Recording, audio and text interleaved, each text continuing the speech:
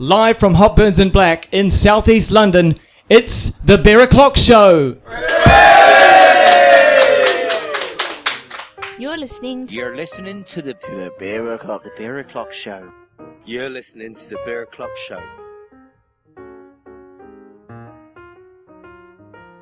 It's Beer O'Clock and this is the Beer O'Clock Show, where every week we don't appear live in South London, but this week we are. My name is Mark, and joining me, backstage pass in hand, is everyone's favourite roadie, Steve. Hello, Steve. Hi, Mark. How are you doing? I'm alright, how are you? I'm very well, thank you. It's Very weird to be good. sat next to you. It is indeed. It's a very special show this week. It's very exciting. It is indeed, yes. Are you sure? No, this is my excited face. Okay. Yes. We've got a lovely room full of lovely people, some of which we've met before, some of which we have not. And we've got a few beers to get through tonight. We are at Hot Burns and Black in South London. Is it Peckham or is it East Dulwich? Both. Oh, see, that's how posh this shop is. Okay. It's in two of them. We've got 3 beers to get through tonight. We've got some people to chit-chat to. And the first beer... Are we going to get into the first beer right now? Let's get straight into the first beer, I think, yeah. It's the first beer is one that we've been banging on about a little bit, and you would have heard a little bit about it last week. It was on last week's show, yeah, and the special that we did with You Brew, where it spoke all about the beer that we brewed and the brewing process that went through. Yeah, so we have a 5.5% ABV white stout called Tastes Like Beer. So, we're getting some glasses here. Oh, here's my glass. Here's Steve's glass. Thank you. Are we going to get into this right now? Yes, let's get straight into the beer. We'll just wait for the because we do have a live guest with us, a live audience with us, guests plural, this evening, and we're just making sure everyone's got a beer in their hand before we start tasting it. What we're going to do with each of the drinks tonight is we'll obviously go through our normal tasting notes, and then we'll have a quick chat with the guys that were involved in the brewing of the drinks as well, and then we'll put some comments and questions out to the audience. Yeah, so if you haven't listened to last week's show where we had our big U Brew special, this is the beer that we brewed with U Brew. Nick is here with us tonight. We're going to have a chat with him in just a little bit. Shut the... but let's get into it, mate, because it's hot in here and I'm thirsty. Okay, cheers. Right, cheers, guys. Cheers, guys. Now, that's the best beer that's ever been brewed. I think that is the best beer ever. What do you think? You can get the bitterness. I think you can. I think the smoothness is in there as well that we were aiming for. There's a hint of the coffee and the roasted flavours at the end. Quite a bit of some light fruit flavours in there for me as well.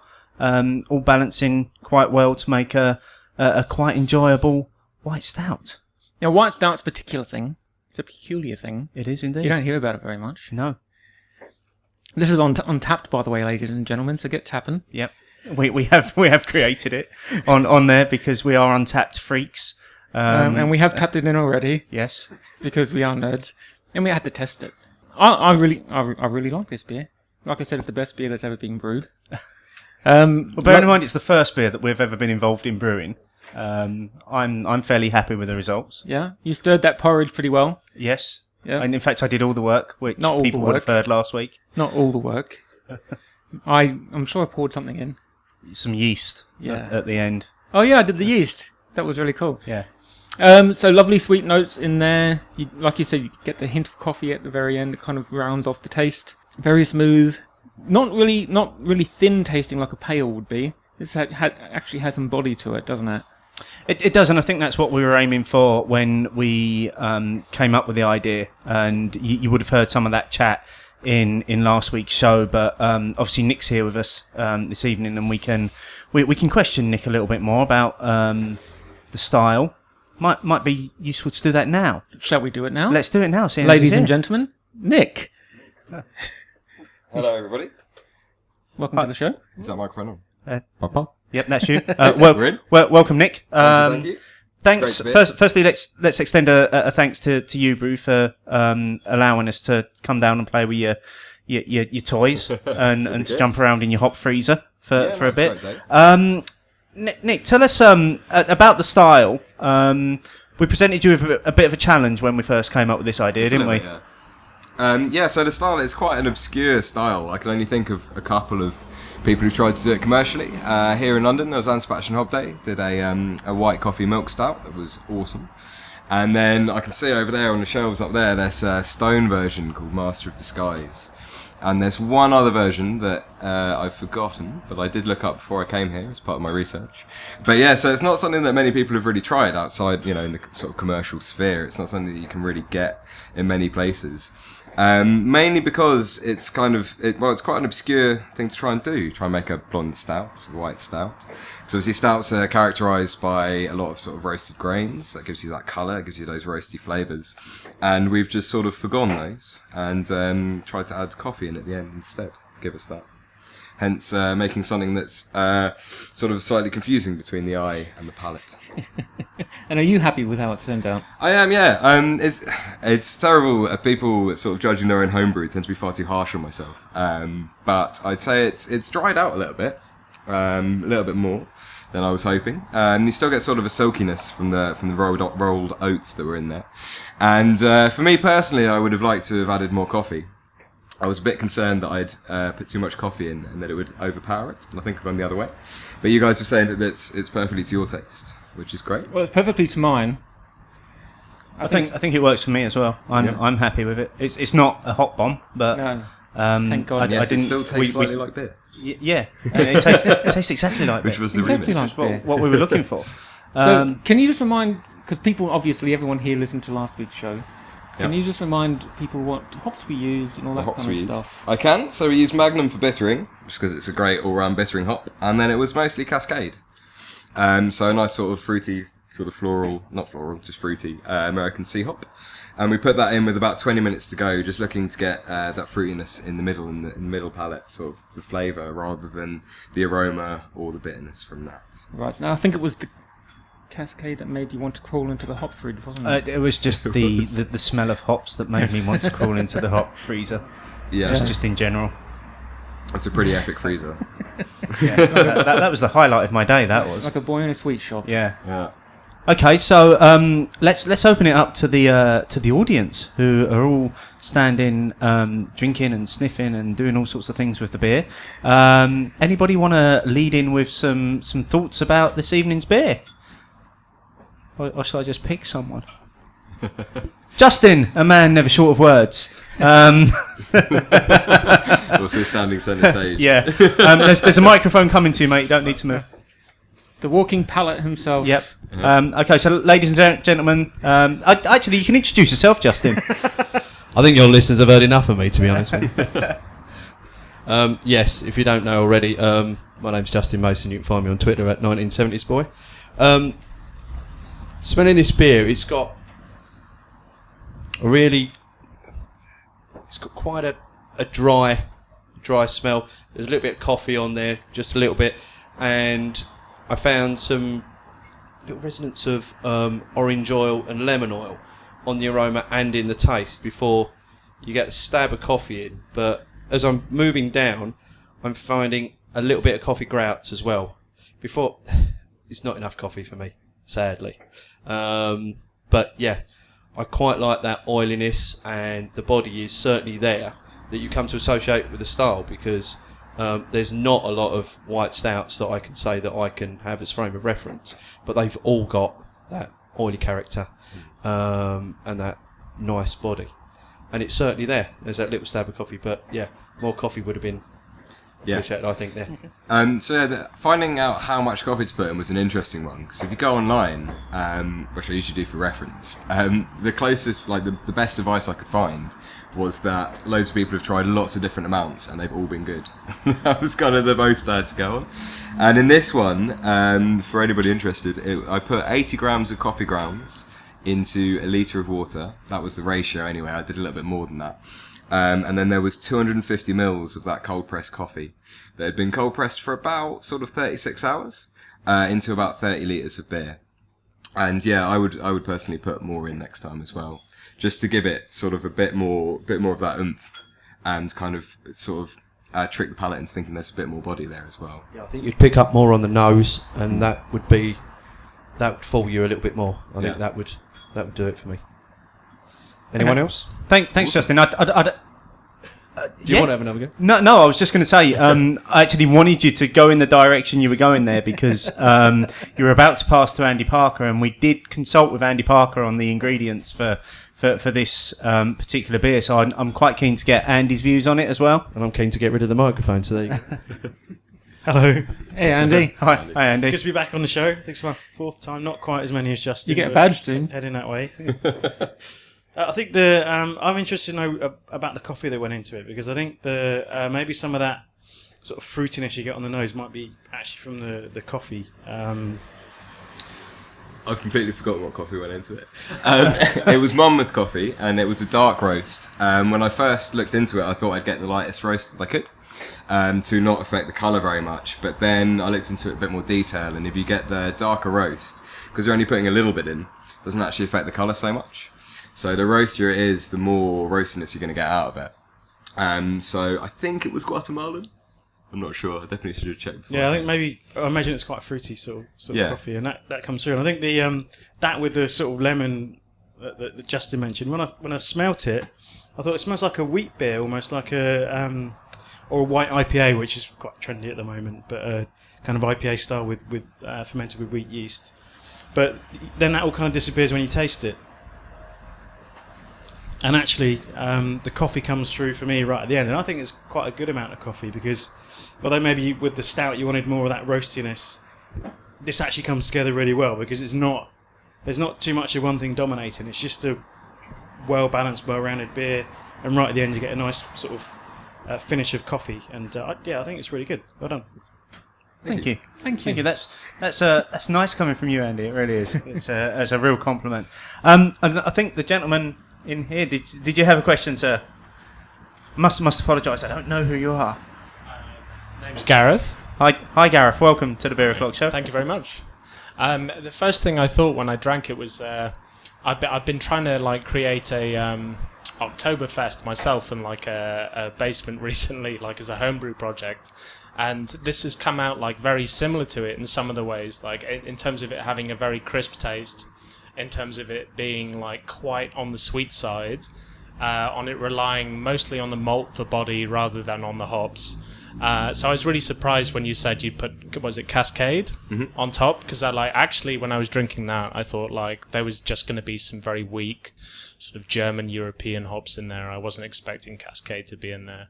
But I'd be really interested to hear what kind of yeast you used, because by the tastes of it, it doesn't have a very high attenuation. Sounds like it feels like it's left a lot of sugars in there.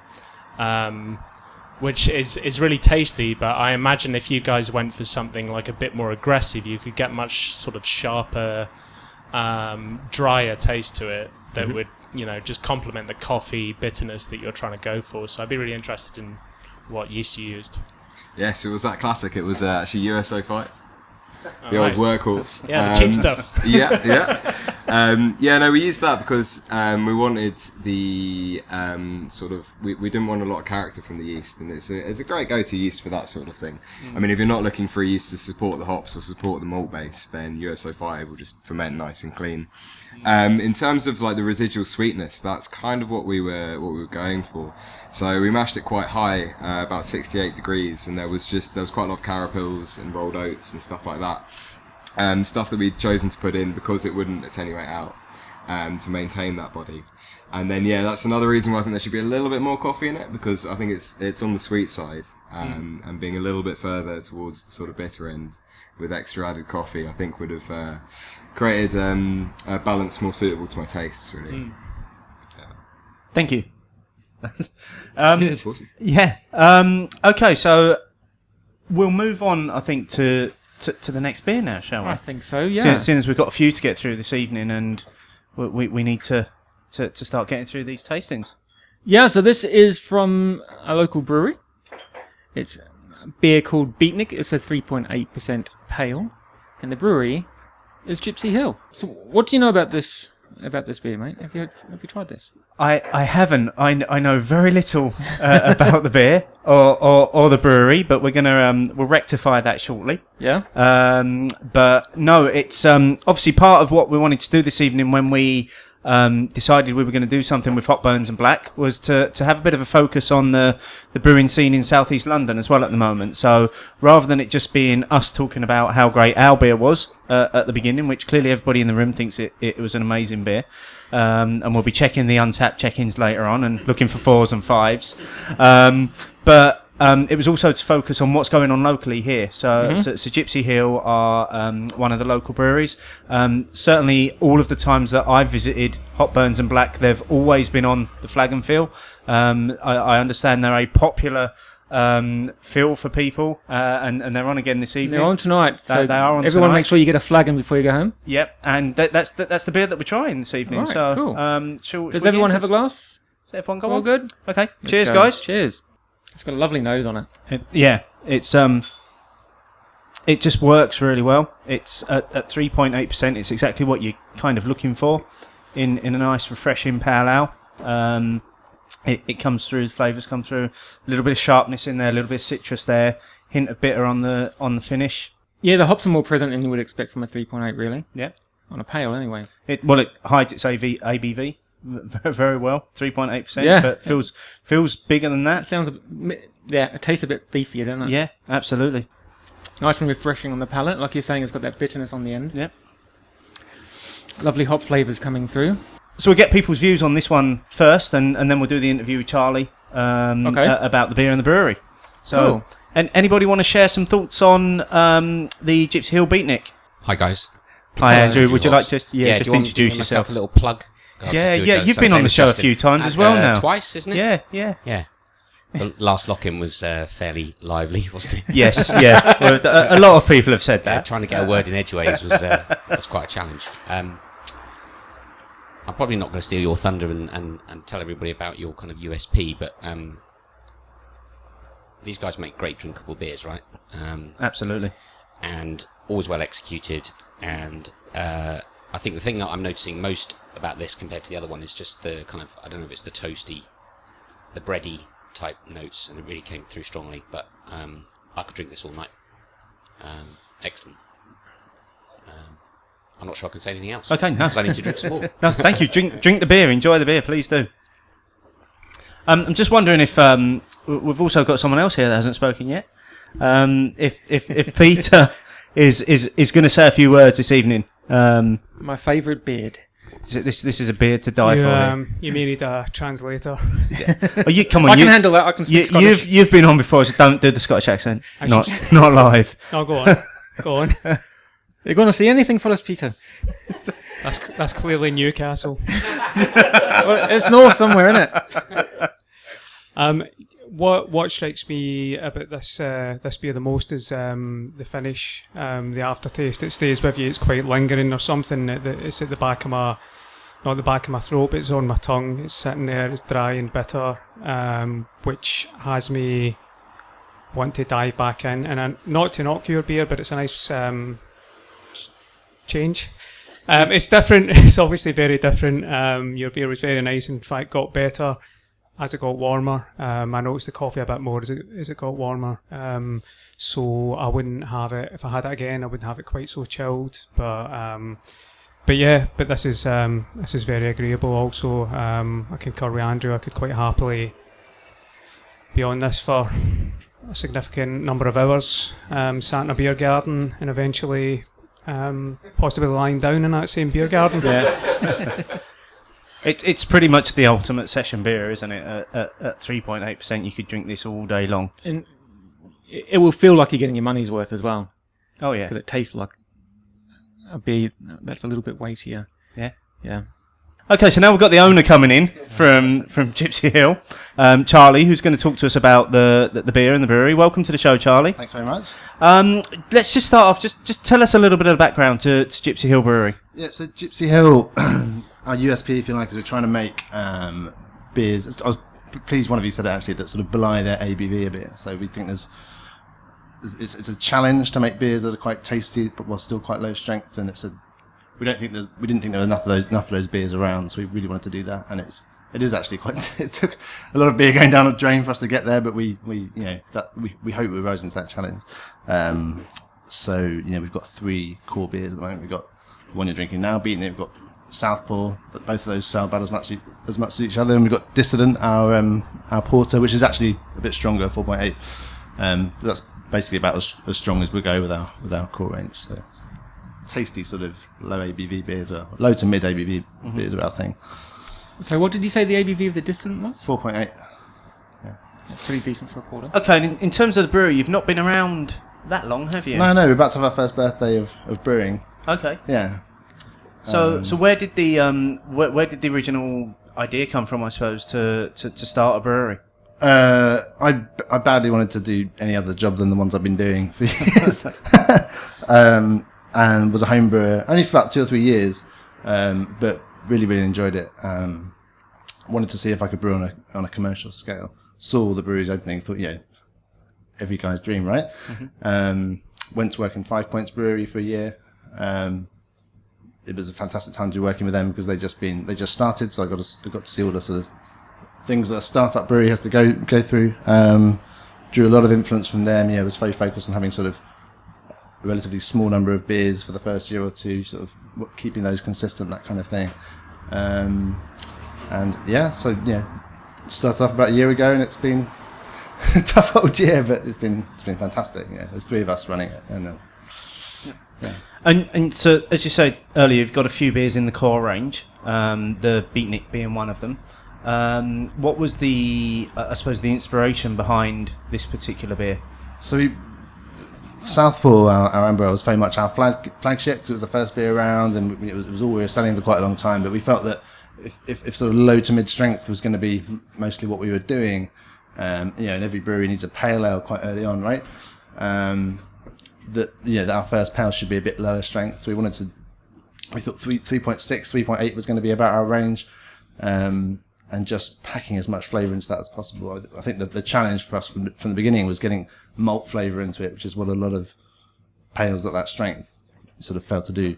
But we're pleased. I was pleased to hear some people saying tonight that it's got malt flavour, because it has, and it was we were very pleased to achieve that. Lovely hop flavours on the burp as well. Okay, so we've got a question from the audience, Mr. Parker.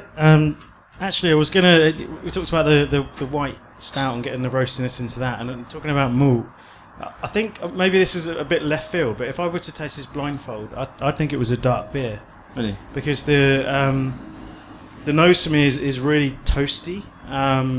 Maybe there might be an element of hop in there, but it's really bitter, which I love in a session strength beer, something that tests your palate a little bit. But I think if I was tasting this blindfold and just sniffed and tasted it, I might think it was actually a dark beer because of the malt character and the bitterness. Mm-hmm. Oh, that's great to hear. Actually, bitterness is sort of become our hallmark. Well, certainly our hallmark of the first 3 beers, because the Dissident for a porter is actually quite bitter. Southpaw is reasonably bitter as well. So I think bitter beers are our thing at the moment, anyway. Bitter, low ABV beers. But it's also it's your friend, the flavours or the mouthfeel or whatever that you can work with at a low ABV. Bitterness is one of them. Isn't it? You wouldn't want to make all your beers overly bitter just because that's something that you can do with a little bit. You got to sort of take what you can get when you're not chucking loads and loads of malt and into your beer. Mm-hmm. Cool. Are there any other questions from anyone in the audience? Yep, Gareth. I was just thinking about it, and in terms of if you wanted to describe to someone what the difference is between a pale ale and an IPA, it would be a great beer to give them. It really does just define what a pale ale is as opposed to an IPA. You haven't dumped a load of aromatic hops on the top of it. It's not just some kind of twee sort of I don't know. Oh, it's got a lot of fruity flavours. It's definitely got a bouquet to it. It's actually got some body to it. It's got some complexity to it, and it's not relying on a high ABV in order to make it something interesting. Mm-hmm. It's actually a very well balanced, bitter beer, which is actually quite hard to pull off. So it's really satisfying for that reason. Thanks. Okay, Charlie. So tell us what's next for Gipsy Hill. Well, recently we did a collaboration with Kent Brewery, who we have a great relationship with them. The Yuzu, that's one on the shelf. It's been really popular. Whether we do more collaborations with them or anyone else, or just more short runs of things. Obviously we've started for a long time. We've been doing just 3 beers, trying to get that core range down. this was such a fun experience for us that we really want to do some more specials, I suppose, if you like, whether they're collabs or not. There's one special which we're going to be putting out in the next few weeks, actually, in a similar sort of vein to this one, and we're going to be adding to our core range with a higher strength pale, most likely in about 2 months, hopefully. We've been putting it back every month for a while, but yeah. So those are the next two things that are happening, and there might be something for the winter as well. But yeah, trying to keep it relatively simple for now. Okay, and you've also just started putting your beers in cans as well? Yeah, so that was sort of to have a bit of fun. Also, because our bottling machine is not very good. It's the first time I've not sworn about it when I've spoken about it. We're just struggling to meet demand, bottle demand. So, with the mobile canning guys, they'll come to you and they'll suddenly just put a whole batch into cans. You suddenly get a lot of stock. So it was, suddenly we aren't, for the people that were happy to take cans instead of bottles, suddenly we're able to respond to demand a bit better. But we're getting a proper bottling machine soon. So we're probably the cans thing is probably going to be a relatively sort of short run of things that we do. Okay. Yeah. And where can people find out more about Gipsy Hill? GipsyHillBrewing.com is our website. We're at Gipsy Hill Brew, I think, on Twitter. And we're open every Saturday afternoon, 1 till 6, if you want to come down for a drink at the bar. Okay, brilliant. Well, thanks for being on the show, Charlie. Thanks for sharing your beer with us as well. It's been a very enjoyable beer to drink this evening. And we'll talk to you soon. Thank you very much. And do you have any final thoughts on the Beatnik from Gipsy Hill, mate? Just really, really easy to drink. It's just a beer that I'd be quite happy to drink all day long. Yeah, agreed. And it's here in cans tonight, ladies and gentlemen. And the Southpaw and Distant are available in bottles. Right, we're going to take a little bit of a break now. Yep. So if you need a wee, please partake of some services. fresh air. Or some fresh air, if that's what you want. So we'll see you back in how long? You're the boss. If we say 5, people will be back in 10. Okay, 10 minutes. Be back in 5. That's all right, isn't it? Yeah.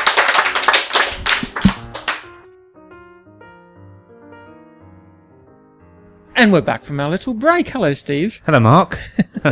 We're still here at Hot Burns and Black, and we've got one more beer to get through. But before we get to that little beer, we have a chat to have. We do. With a young lady from a shop called Hot Burns and Black. We are. So as we've made mention of many times, tonight's show is being recorded in Hot Burns and Black in South London, to which we are very grateful to the owners, Jen and Glenn, for allowing us to take over their shop this evening to record the live podcast. Thank you so much, guys. We really appreciate it.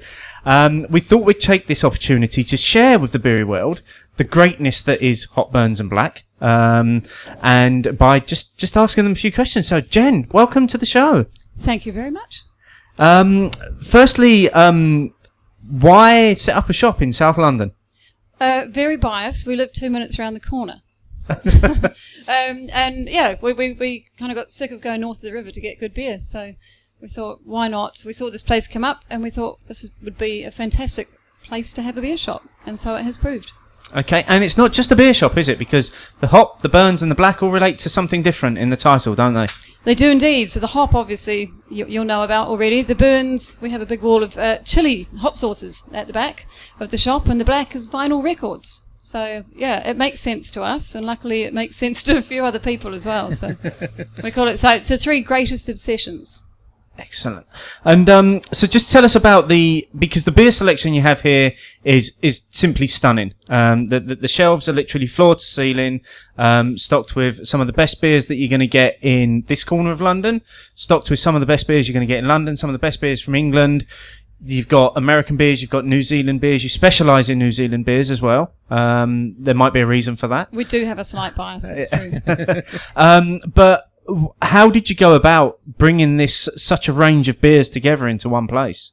We had to drink a lot of beer. which was hard, as you'd Such imagine. hard work. Yeah, I mean, we had a clear idea. We knew the breweries we loved. We certainly knew the ones we definitely wanted to have.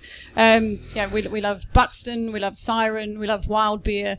There's those ones we just knew we wanted to have a lot. You'll see Siren at the moment. We've got something like 13 different Siren brews.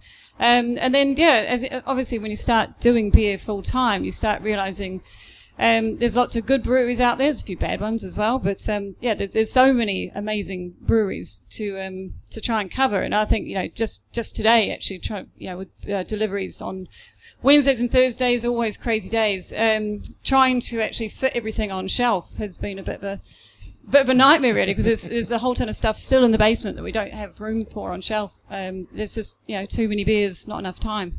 I think we can all relate to that one. So, in addition to the beers that you've got stocked on your shelves and overflowing downstairs as well, you've got this wonderful machine on your counter here, the Flag and Fill. Tell us about that. Yes, indeed. Well, others may know it as a growler filler. We're polite down in Antipodes. It means something quite different down there. We'll have no growlers around here. Thank you very That's much. right. That's Glenn, my partner in crime. So we just decided to call them flagons. It's the wonderful Pegasus craft tap, which you'll see, I think, popping up in many beer shops across the country now. It's hugely popular. I think Glenn, my partner here, spends pretty much all day Saturday just running the machine. And it's a great opportunity to just have, wonderfully fresh beer in a litre format. Okay, so obviously we've said you're in South London. You're kind of halfway between Peckham and East Dulwich. How do people get here? How do people find out about you? What your opening hours? Yeah, we're open every day apart from Monday, although that may change in the future if we can be bothered to open up a seventh day in the week. But yeah, you can go to hopburnsblack.co.uk. The best way to find us, come to Peckham Rye Station and get on a bus or do a nice little 12-minute walk through the streets of Peckham. It's not as bad as people would have you believe. It's actually quite nice these days. It's a nice little beer. You've got the Bermondsey Beer Mile, but now you've got another beer kind of trek that you can do around these parts as well, which includes the beer shop in Nunhead. You've got Brick Brewery underneath Peckham Rye Station. We've also got the Flying Pig just at the end of the shops here as well, which has been forging ahead with craft beer in East Dulwich for much longer than we have as well. And Four Quarters, which is the vintage arcade games bar down on Rye Lane, who do a wonderful thing, I think, on Thursday nights, I believe, called Beat the Brewer, where you can go down and take on a brewer on the machines. So it's only on the machines, it's not physically beating a brewer. Well, I haven't stayed there late enough. It may well go to that later on. I don't know. Some kind of battle royale late at night. Well, listen, thank you for hosting us again this evening. We do really appreciate it. It's been a great experience here. Our pleasure. Thank you so much. And what's next? Hop topic. Still haven't got a theme tune. No, we've still not got a theme tune for Hot Topic. So we've got we don't know if this is going to stay in the show or not either. We've got a hop topic for people to talk about, haven't we? We have. We thought we'd try Hop Topic live to see whether the crowd wants to get involved in this or not. So this might end up in the final edit. It might not. In which case we'll need to edit this bit out as well. So tonight's Hop Topic is Untapped. Is it a good thing or is it the scourge of the brewing industry? What do you think? Well, I quite like Untapped because you get badges, and that's about it. I follow lots of people. Lots of people follow me because obviously I'm a celebrity in the beer world. Clearly, I don't look at what they're drinking. If by chance I see someone drinking something, I might toast it. But for me, it's all about badges, and all about the retweets of my check-in. That's about it. I know some people don't like it at all, including our friend Sam from Beer Talkers. What do you think about it? I like the badges. I have to say it's probably one of the things that keeps me going back to it. There are probably a lot of features in there that I've not even tapped into and used. I know you can use it to find beers that are local to you, to find people that are local to you as well. They don't work. They're shit. Okay. Yeah. So it's all about the badges then. It's all about the badges. It's all about the numbers. I just, I suppose from the point of view of doing the show, it's quite useful sometimes because you can go back to beers as a point of reference. If you've drunk them before, you can find out if they've drunk before. And recently I've been going and I've been finding out that there are beers that I've drunk before that I've never thought I never drunk, and get quite disappointed when you see that little blue tick in the corner. But I use it. It's quite useful as kind of a way to just to keep track of the beers that you're drinking. Shall we open it up to the audience and see what the audience think about Untapped? Yeah, because there are quite some contentious opinions in the world, and Mr. Parker himself straight in. Hands straight in the air. Hello. Yes, I'm a self-confessed Untapped user, but I've got a great quote for you. It was from the guys at Roosters. I can't remember if it was Tom or Earl, but one of the two brewers, one of the brewery team at Roosters, said, "I like Untapped. There's no better way of finding out how shit a job I'm doing at 6 o'clock on a Monday morning." Which I think was one of maybe Boke and Bailey's tweets of the year. They did their review, but yeah, I mean that's I guess as a brewer it can be a bit of a kick in the sore bits when you read something about a beer that you've put your heart and soul into, and somebody goes, it's rubbish. Have you ever rated a beer low and then had the brewer contact you about your rating on Untapped? Yes. Yeah, me too. Yeah, and me. I have. It was at a beer festival actually. I checked a beer in and I got a particular off flavour in it, and I mentioned the off flavour in the check-in, and I had a DM saying, "Well, I drunk from that exact same cask. Can you give me a ring?" And yeah, so that was a weird outcome, but it was quite. It was your brewer was interested in the feedback, and it was fine. It was just a good open discussion in the end. There was no malice, like, what are you doing? That's my beer. The other fun thing with Untapped is maybe the state people are in when they add a beer to Untapped. Like, if you look at Rate Beer, they take the moderation very seriously. Everything's categorised correctly. They'll check with the brewer on the style, on everything else. Untapped's a complete free-for-all.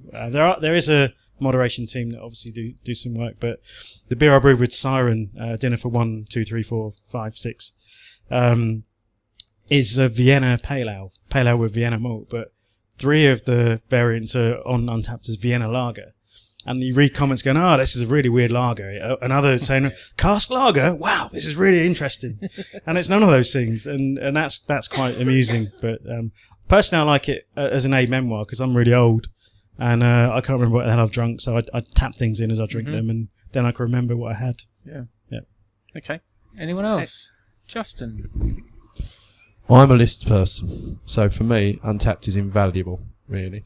I've got books going back to the year dot of beers that I've drunk. So for me, to be able to record them and not have to carry a book round with me, and I've got my phone in my pocket, is pretty much invaluable. I like to look at what I've drunk. What I don't like is when people rate beers without giving an explanation about why they've done it. I think it's a good idea to put some flavours you're getting, why you liked it, and maybe even just where you were drinking it. I know it shows up on where you were drinking it, but why, what sort of mood you're in, what you've had to drink before is always important. So flight is always important with things like that. Just to put, this is a 3 beer and leave it, well, why? Why is that? And what makes a beer a 5? I do that all the time, Justin. I'm looking at you now. You're the person I'm looking at. Just put a description on there why it is, and I think that helps brewers as well. I've had brewers contact me and say, I really didn't know that.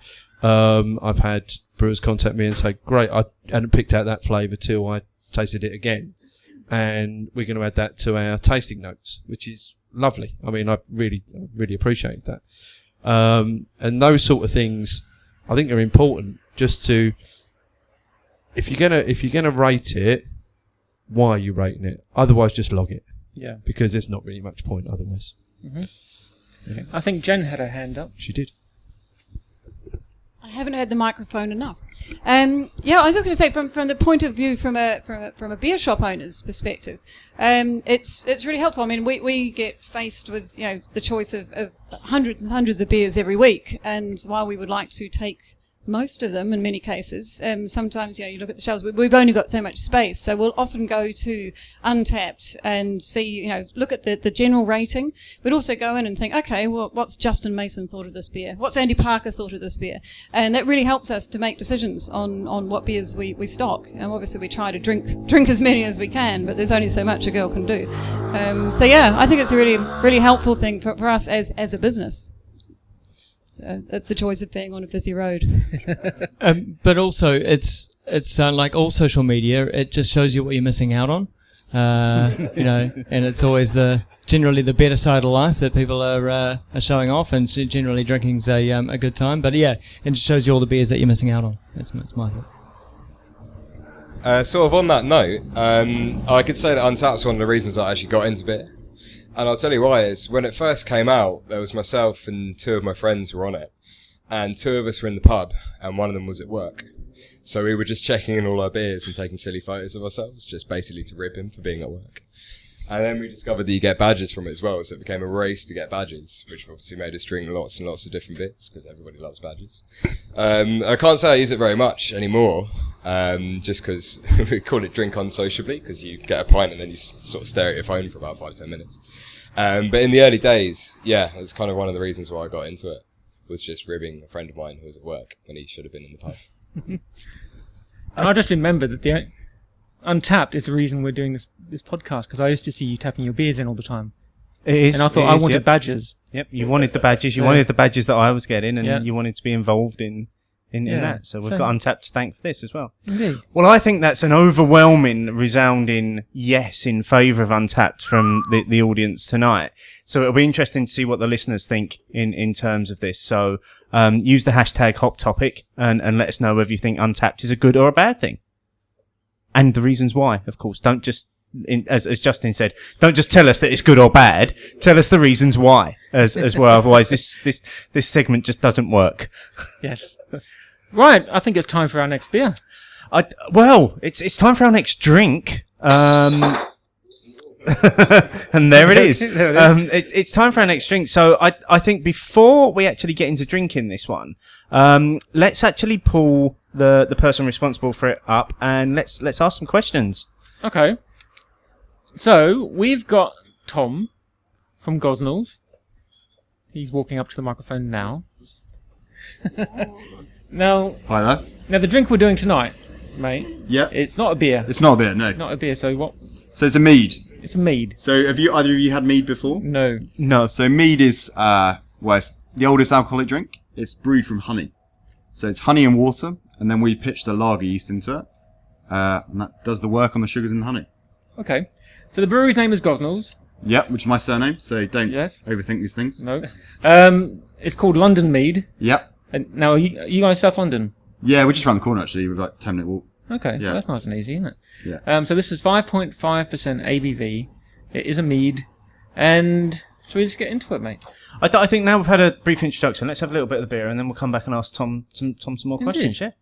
Cheers, guys. Cheers, guys. That's nice. That is. It's sweet.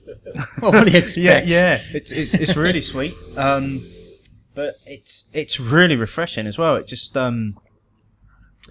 cuts through whatever's in there. Slightly white winey. Yeah, sweetness from the honey. From the aroma actually that I was getting off it. I was like, there's a little bit of white wine going on in there. A bit sticky. Really nice. Yeah. For those of you that normally listen to the show, you don't hear this bit. This is normally edited out where we're just sitting around thinking what we're going to say about it. So is this when we're allowed to say this is fucking brilliant? You can say it's fucking brilliant. Yeah, you can say that. We kind of we don't expect children to be listening to a podcast about beer, really. So we don't generally. Oops. I can't actually play the ones that I've been on because you swarmed it every single You shouldn't. Me? Yes. Have you heard yourself? You shouldn't play any of them, mate. Well, once you've started, it's pointless for me not to continue. Thank you. I don't think. So just while we're thinking about the flavours that are going on in here, because it's an explosion of flavours in the mouth. It really is. Can I just say before we start, my wife is nodding enthusiastically, and she hates beer. So. Don't say that. I was going to say, well, maybe we should go to your wife first for some thoughts on this one on the microphone. Come on, Beverly. Thank you. It's amazing. It's absolutely amazing, and I want to know if it's on sale because I need to take some home. It's fucking gorgeous. Just on the shelf. I please don't hit me or punch me on the way up. I don't drink beer. I'm a spirits drinker and a cider drinker. This is gorgeous. Absolutely gorgeous, and I want more. So you've got your wallet. So I do have my wallet. Thanks, Bev. And any other thoughts? I know. I think Gareth had some thoughts again. We got Phil down the back. Hello, Phil. As an actual Mead drinker, what made you decide to try brewing this instead of fermenting it like the wine style Meads that you? So I think it was looking at what would appeal to people. So for me, I've had a lot of meads that are really strong, that take a long time to age, that often aren't as well balanced as they should be. So it's quite hard to know with the honey going in what you're going to get out. So it can either be awesome, and you can lay it down for like a year, 2 years, and it'd be amazing and sort of 15%, or it can be kind of hit and miss. I think when you brew it sort of at 5.5% using a lager yeast, the lager yeast is really well behaved. The honey we use is pretty consistent. We use a Spanish orange blossom honey, so it tastes the same each time, or broadly the same as much as you can. It means you kind of get a consistent product out of it, and so you can, when you tweak it, you know what you're going to get. There's a lot more kind of it behaves well, basically. Yeah, I mean, as a summertime drink, that would definitely be a go-to for me. That's really lovely. Yeah, nice. Very, very, very light, very refreshing. I mean, I've been sitting here supping that while you've been chatting, and I'm really enjoying that. I was I'd say I was fairly apprehensive about doing a mead on this evening's show. I've got to say, because I kind of looked at it, I was like, honey, but actually it works really well. It's all the I think flavours we tried to dry it really out well. a lot. So when you get the honey flavour coming through, you should get the actual flavour of the honey rather than just the raw sweetness you get. So hopefully it's a little bit drier than one might expect. Okay, so Gareth, you had some thoughts? There we go. More than just profanities. Was honey the only fermentable used? Yes, yeah. So it's honey, water, and then a lager yeast. And in terms of flavourings, it was herbs rather than hops? So there's no other flavourings in there. So what we do is it's a little bit different to how you'd make a beer. So we actually stop the primary fermentation short, so it gives it that residual sweetness. So what we do is we bottle it during the primary fermentation, leave it for another 24 hours, just get a little bit of effervescence, so it's not super fizzy, and then we pasteurize the whole bottle. How do you encourage the dryness? Because it is surprisingly dry for something that has so much residual sugar in it. So that's just I think it's the Pilsner yeast we used. It gives it that nice sort of crunch at the end, so to balance out the sweetness at the start of the palate. Great. Okay. Andrew? Thanks, agree. It's delicious and very different contrast to what we've had already, for obvious reasons. I've got a question. It's got acidity in it. How? So we do have to add a little bit of tartaric acid, so a little bit like grape acid, basically, into it, just to keep the yeast happy, because otherwise the yeast doesn't really get on that sort of. No, and it needs it. It needs it, right? It needs Otherwise, to balance it's just it out. going to Otherwise, be it's just exactly. Cloying sweet sugar. And it's not. It's only 5.5%, so it doesn't have it wouldn't have the body like without some of the acid. It tastes great. So Tom, is this the only mead that you do at the moment? Or do so basically we've been concentrating on this one product because, as you say, neither of you two have had mead. Most people haven't had mead. It's quite hard to do an education job on the varietal styles of mead. We just sort of went out with one, and it's been going really well. We've just opened up a tap room and we're playing about with some other flavors on top of it. So using this as kind of a base recipe and then adding in some other herbs and spices and fruits, and also looking at playing with the ABV a bit. We've been trying to develop a more traditional style that's a bit more like wine. We're still kind of getting there with that one. Okay. And where can people get hold of this? So we're just serving in bottles at the moment, so we're kind of available broadly across the south of east of London, sort of independent bottle shops, that kind of thing. All the stock is on our website. What we're looking at this month is we're trying to crack the kegs product. So if we get this on kegs, I think we could open up a whole world of new opportunities, which would be really good. Cool. Well, it's unlike any beer I've had, maybe because it's not beer. This is any alcoholic beverage. I loved it. So yeah, apparently I'm buying some bottles tonight, so I'll be able to enjoy it again later. Okay. Are there any final questions that anyone might have for Tom? We've got Justin. Just Andy, sorry. As a person who brews beer, like, how do you know when it's finished? So you take the specific gravity every day, or like probably 3 times a day, and then just keep an eye on it. Yeah. Just keep it Same as beer, pretty Same as much. beer. Yeah. So you don't ever get to the point where it's just fermenting really, really slowly. No, so what we do is, because we stop that primary fermentation, so it's kind of going full steam, and we bottle it whilst it's still primary fermenting, and then we stop it by pasteurising it in the bottle. So you kill the yeast. You kill the yeast. Gotcha. So you have to catch it at just the right point. Gotcha. And that's where the skill isn't in the beginning of the process. The beginning of the process is just mixing some honey and water together. It's in catching it at just the right point and knowing, or judging how long it's going to take. When it's ready to drink. When it's ready to drink. Yeah. When it's going to, how much fizz is going to be in the bottle. That kind of thing. That's kind of where it gets tricky. Yeah. Thanks.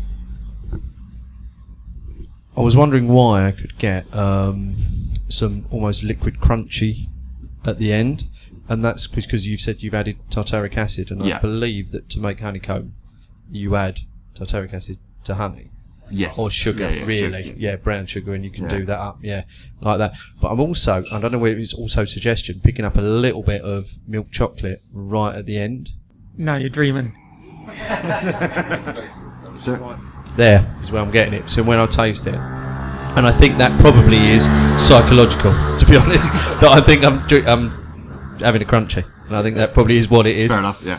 But it's really very good. Thanks. Very, very good indeed. Well, we often speak about how at the Beer O'Clock Show we lead the way in the craft beer industry. Brewdog are doing a mead, I hear. I hear they are. But now we're leading the way in the mead industry as well. Indeed. I think we're probably the first that have covered The Mead a O'Clock mead. Show. It's the Mead O'Clock Show. I don't see it having a massive future, but maybe. But yeah, Tom, thank you ever so much for sharing your beverage for us. Thanks very much. That was really, really enjoyable. And I think we're heading towards the end now, aren't we, Stephen? We are indeed, yes. So, obviously, this is one of our summer specials. We've got the new season starting soon. Yes, couple of weeks. Tell the boys and girls a little bit about that. Okay, so season 8 starts on Friday the 11th September. We've got lots of great beers coming this season. You can check out the full beer list on the website, beeroclockshow.co.uk. Have a look at the beers that we're featuring and also the various people that are offering us discounts on those beers as well now. Yeah, and we've got some new branding coming in. We have. You may have already seen some of this on Twitter because we've been teasing it a little bit. But from the 1st of September, we're going to be launching with a brand new brand. We thought after 3 years now of our old Sunshine logo and branding, it was time to move on and update things a little bit. So we hope you keep an eye out for the new branding and let us know what you think of it. Yeah, so that will be on... The first episode of season 8 is going to be carrying that branding, as well as everything else we do. Yep, Twitter profile from the 1st of September will be carrying a new brand, but you would have seen it because we are obviously going to tease it a little bit so that you can know what to look out for when you wake up on the 1st of September and you scroll through your feed looking for your Beer O'Clock Show tweets. You're looking for something different from the 1st of September. And what's that other thing on your list there? The other thing is next weekend is our next live lock-in, which, if it was anything like the last one, should be an interesting ride. Next one's being supported by Brewdog. We're going to have again another crowd of people online drinking beers on a Saturday night. Hopefully this time no one will fall over and make an arse of themselves. But yeah, so we've got lots coming up in the time between now and season 8. Cool. And I think that about wraps it up, doesn't it? It does indeed. Thanks very much to Jen and Glenn from Hot Burns and Black for Thank you so hosting much. us this evening. An absolute pleasure.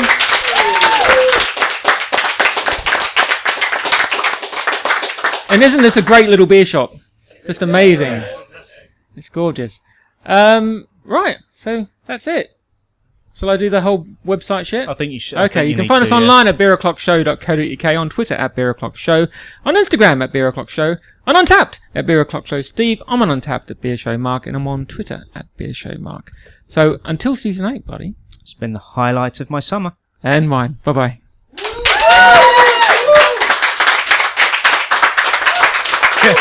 Keep it going. Standing ovation. Thank you. And we're clear.